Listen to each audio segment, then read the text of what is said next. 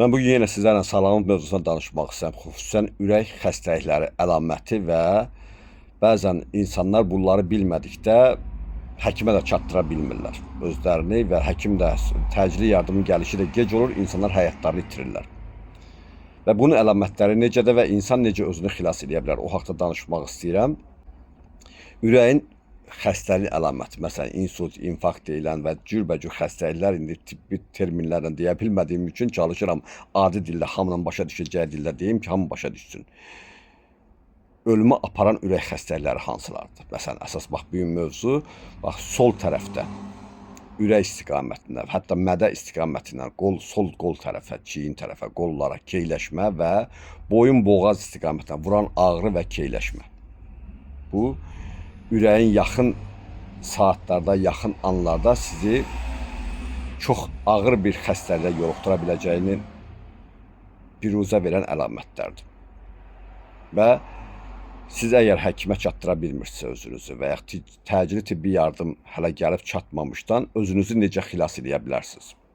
Yəni ölümdən necə xilas edə bilərsiniz? Bax bu haqqda danışmaq istəyirəm. Təbii yolla. Heç bir dava dərmansız.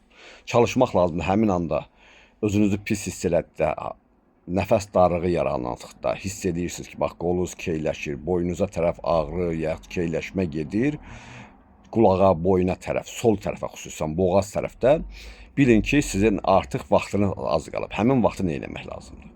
Özünüzü xilas etmək üçün. Həkimsiz, əgər həkim yardımı yoxdursa, o gələnə qədər özünüzü necə qurtara bilərsiniz ölümdən? Dərindən nəfəs alıb, çox dərindən, amma burunla. Dərindən nəfəs alıb, burun vasitəsilə, dərindən nəfəs alıb, ağız vasitəsilə möhkəm öskürmək və bunu təkrarlamaq.